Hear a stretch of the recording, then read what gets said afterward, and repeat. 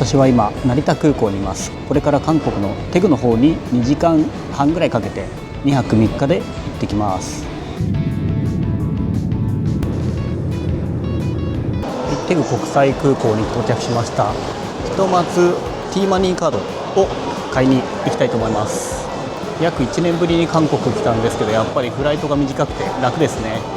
交通系 IC カードの T マニーカードゲットしたんで300円分ですね、チャージしてこれで市街地の方に向かいたいと思います。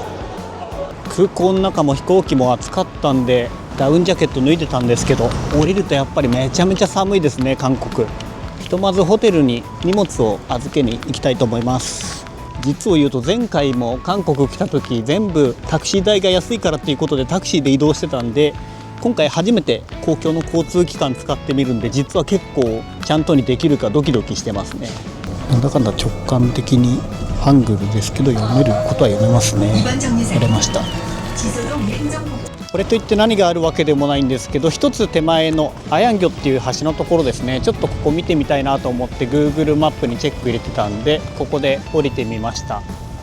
すごい夕方の景色が綺麗ですね。これ多分場所が他にも近くに橋があるんで合ってるかどうか怪しいんですけど、多分ここが夜になると綺麗にライトアップされる場所だと思いますね。 Google マップにそんな写真がアップされてていいなと思って来てみました。ただちょっとまだ夕方なんで今はライトアップされてないですね。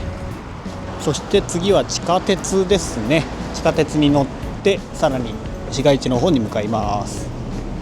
続いては電車で9駅ぐらい移動します。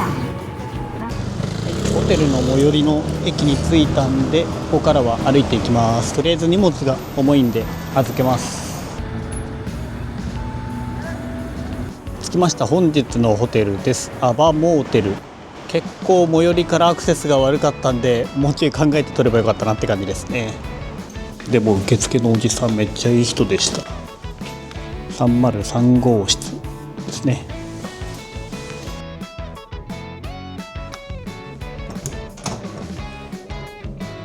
めちゃめちゃ綺麗ですね。ダブルベッドが1個あって、そして僕的にポイント高いのが窓ですね。遠くの方に高層ビルが見えてまあまあいいですね。そして個人的に一番気になるのはトイレとお風呂ですね。浴槽もあるんで足元はびしょびしょにならないで済みそうです。じゃあ荷物置いたんでまた街に戻りたいと思います。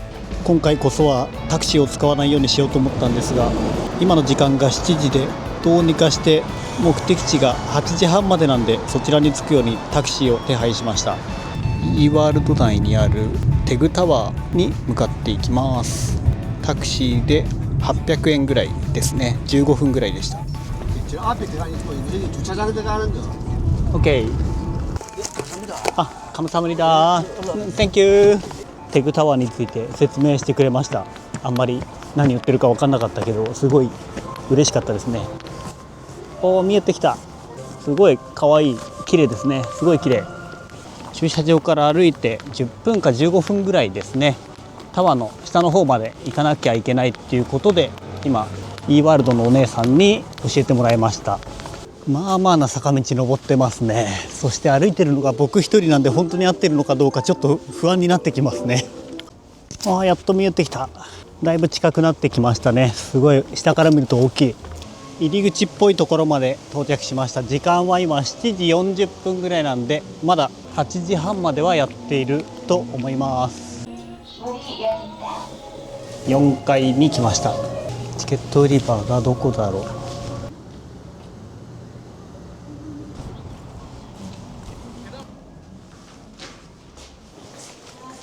안녕하세요。감사합니다。そしてチケットの値段が15,000韓国ウォンだったんで1500円ですね。テグの街並みが一望できますね。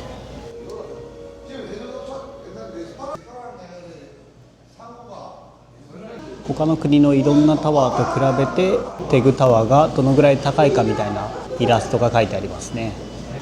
下が E ワールドだからすごいきらびやかになってる。そして4階にはいろいろお土産マグネットとかも売ってるんで、テグのマグネット欲しい方はここで買ってもいいかもしれないですね。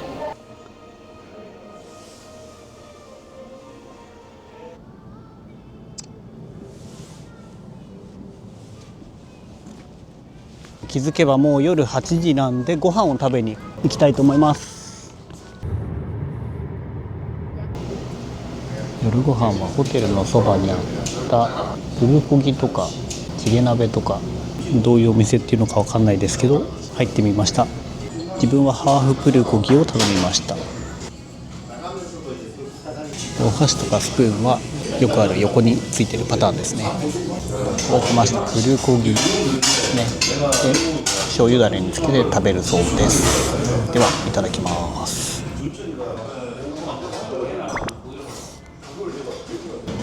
めちゃめちゃうまいです。ニンニクの芽ですね。多分キャベツの和え物みたいな感じかな。めっちゃ美味しかったですね。ペロッと終わってしまいました。はい、今食べ終わりました。セットで1万1000ウォンなんで1100円です。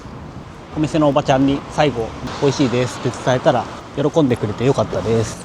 じゃあホテルに帰って今日は寝ます。はい、おはようございます。テグ2日目の朝です。今時間は7時半ぐらいですね。まだ開いてないお店とかも多いですが、時間を関係なく回れる観光スポットを回っていきたいと思います。あとこれ気になったんで昨日の夜調べたんですよね。韓国来てからいろんなところで PC って書いてあるお店があります。あそこの向かいにも PC って書いてあるお店あるんですけど、これゲーミングパソコンが使えるお店っていうことですね。調べてみたら。で値段的にもすごい安くて1時間数百円とか、日本のネットカフェみたいな形で使える、そういうところが今流行ってるみたいですね。あともう一個結構あるなと思ったのがカラオケって書いてあるお店があって、それも韓国では流行ってて一人カラオケのお店みたいですね。これもすごい安い金額で使えるみたいで、若者を中心に流行ってるみたいです。朝ごはんどっかカフェとか入ろうかなと思ったんですけど、まだいろんなお店が開いてなかったんで、コンビニで T マニーカードにチャージしながら朝ごはん簡単に買っていきます。今コンビニで買ったチーズタルトなのかな、まあどこにでもあるような感じなんですけど、普通に美味しくて、昨日から思ってたんですけど、最後カムサハムニダってお店の人が言った後にアニョハセヨっていうのが不思議だったんで調べてみたんですが、これについてはお元気でいてくださいっていう意味らしいですね。では今日はちゃんとバスに乗って移動します。到着しました。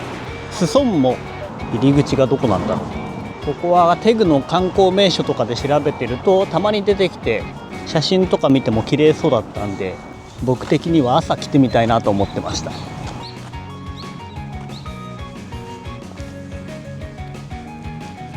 しかしテグは本当に山が多くて、海育ちの僕としてはすごい新鮮ですね。なかなかこんなに山ばっかりのところを見たことがないんで、すごい圧巻。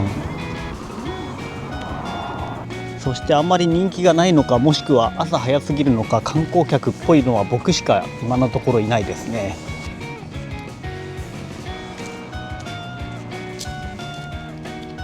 割と調べてみるとテグは一個一個のスポットが離れてるんで、いろんなお店が開くまでの間、次のスポットにも移動したいと思います。バスの数はかなり多いんで、あんまり待たされることがなくていいですね。韓国の看板は日本に比べると圧倒的に英語表記がされてることが少なくて、ハングルが読めない人にとっては結構大変なことがあるんですよね。アコースティックギターが見えるんで、あそこがおそらくキム・ガンソクさん通りだと思います。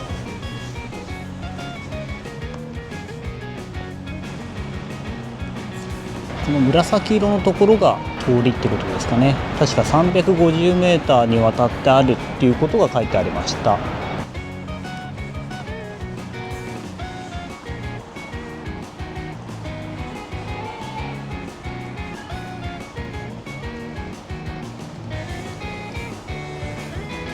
日本でいうところの尾崎豊さんみたいな方だと言われていますね。まだ朝が早いんで観光客の方もポツポツぐらいしかいないですね。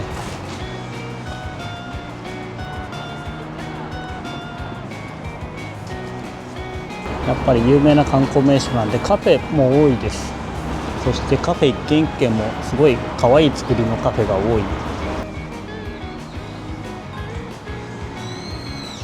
しかしすごいですね。ここまでたくさんずっとひたすらキム・グァンソクさんのことだけがずっと書かれてる通りなんて日本ではちょっと考えられないスケールですよね。朝静かな時間帯に来るのも人が少なくて良さそうですね。では次の目的地に向かいます。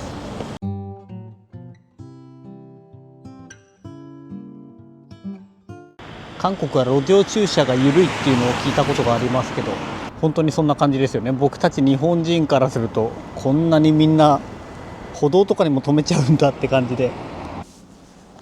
着きました。アプサンですね。ここの展望台の方に行きたいと思います。ただどこが入り口なのかもちょっとよくわからないですが、英語でケーブルカーって書いてあるんであっちに行ってみます。実は朝から結構トイレ難民で行きたいなと思ってたんですが、トイレがありました。見かけた際はこまめに行っておいた方が良さそうですね。ちょっと道が合ってるか不安だったんで現地の人に聞いたら、まだまっすぐ行けばあるよっていうことでした。昨日から山登りばっかりしてる気がしますね。今度こそ目的地っぽいのが見えてきましたね。これがケーブルカーかな。やっと着きました。ケーブルカー乗り場。そこそこ歩きますね。歩くというよりは登ってこなきゃいけないんで、体感的に400メーターぐらいかな。そのぐらい登ってきました。大人の往復で見た感じ、多分これかな。14,000ウォン、1400円。隣にいたおばちゃんがやり方を教えてくれました。韓国の人優しい人多いですよね。あと8分後にケーブルカーが出発するっぽいです。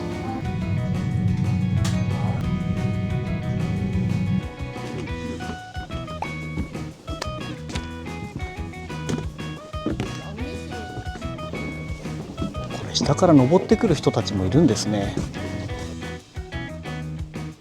そして展望台の方に今歩いてきました。300メーターぐらいケーブルカー降りて右側に歩いていくとありますね。可愛いレトロなポストが置いています。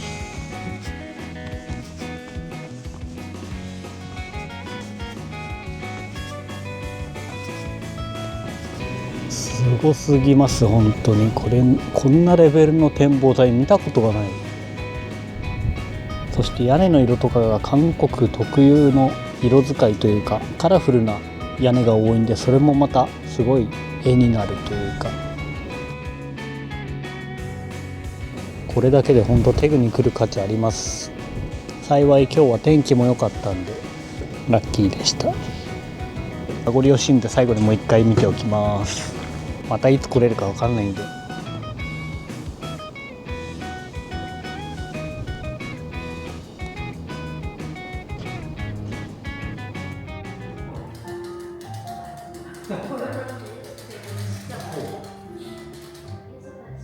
行きは上り坂なんでめちゃめちゃ大変でしたけど、帰りはとても快適ですね。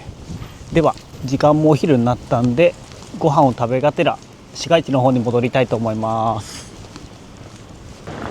お昼はカルグクスを食べに来ました。こちらのお店を紹介しているブログがあったんでちょっと立ち寄ってみます。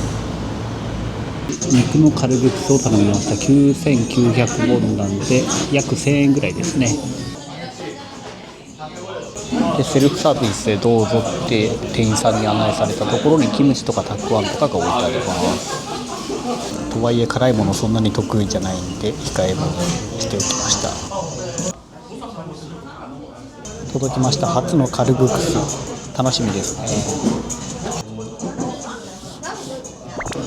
あっさりしてて美味しい。日本でいうところの豚骨スープみたいな感じですね。セルフサービスであったキムチ、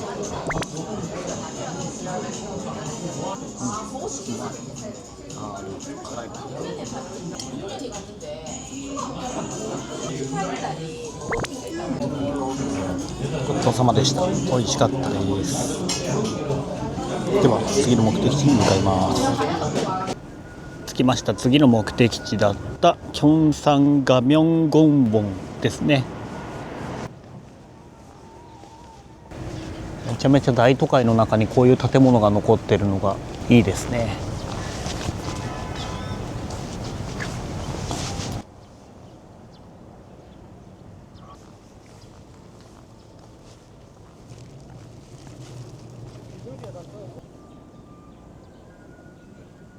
どうやら昔はここを庁舎として使ってたけど、途中から使わなくなったんで公園として開放したそうですね。続きましてトンソン路に来ました。テグを代表するショッピングストリートということですね。個人的には欲しいものあんまりないんですけど、家族にお土産とかオリーブヤングとかあるんでちょろっと覗いていこうと思います。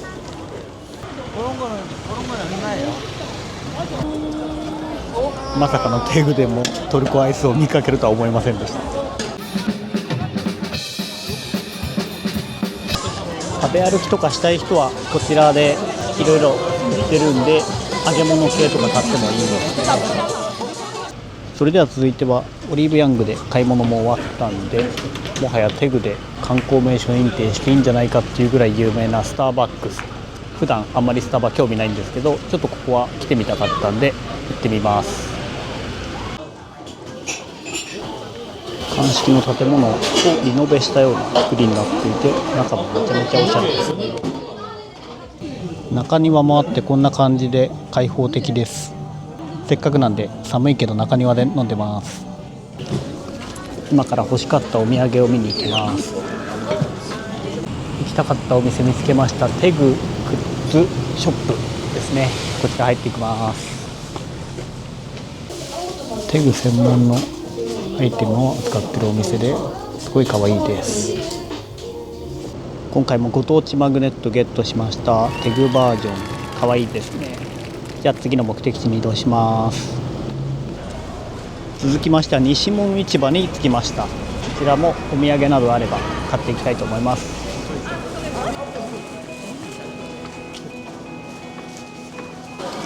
全体的に洋服系であったりとか生物系とか、旅行に来て買って帰るにはちょっと難易度が高そうなものが多いですね。続きましてはテグケサンソンダン教会に着きました。こちらは1902年に建てられました。韓国三大聖堂の一つにも選ばれています。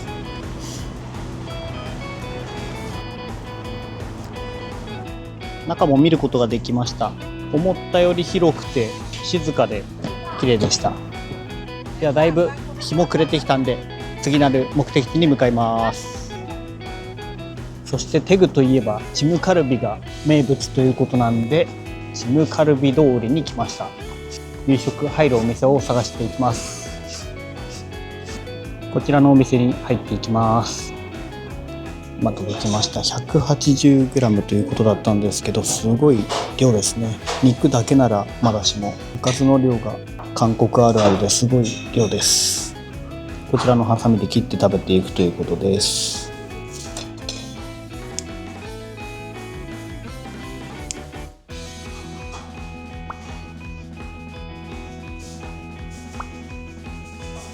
辛いですけど、それでも全然我慢できないほどの辛さじゃなくて美味しいです。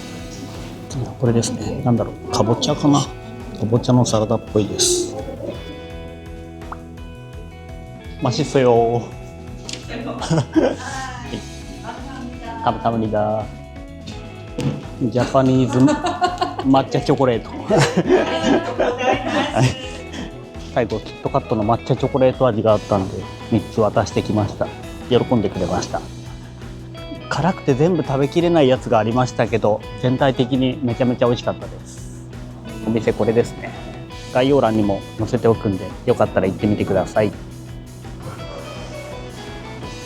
東テグ駅がお土産いろいろ豊富ということで立ち寄ってみました。明日の朝パッと食べられるパンが欲しかったんで、パン屋さん見つけたんで買います。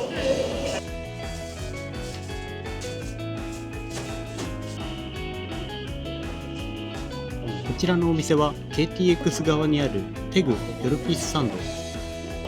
9個詰め合わせで2000円のセットを買います。이거 주세요。ワンパック。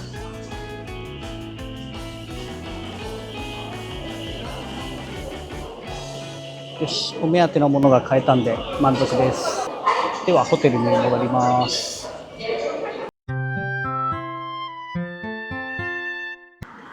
おはようございます。テグ3日目の朝です。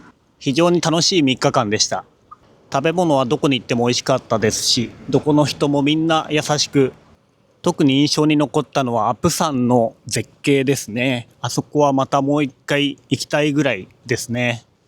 そしてこの間ニュースでもやってましたけど、 Google マップが今後韓国で使えるようになるっていうことがニュースになってましたね。2026年の前半から情報を提供するようになってって、おそらく2027年中には旅行者でも普通に Google が使えるようになるんじゃないかって言われてます。他の国の人たちも来やすくなるんで、旅行者ももっと韓国増えるんじゃないかなと思います。それでは空港の方に向かいます。この前ニュースでやってたんですが、韓国旅行から帰る際に日本人の方が100万ウォン、日本円にすると10万円相当をこちらのボックス、ここのテグ国際空港じゃないかもしれませんけど、韓国の子供のために使ってくださいっていうメモを残していたそうです。私も少しではありますが、残ったお金を子供のために使ってもらえれば嬉しいです。今回の動画はここまでとなります。最後までご視聴いただきありがとうございました。少しでも参考になった、面白かったなどありましたらチャンネル登録をお願いします。それではまた。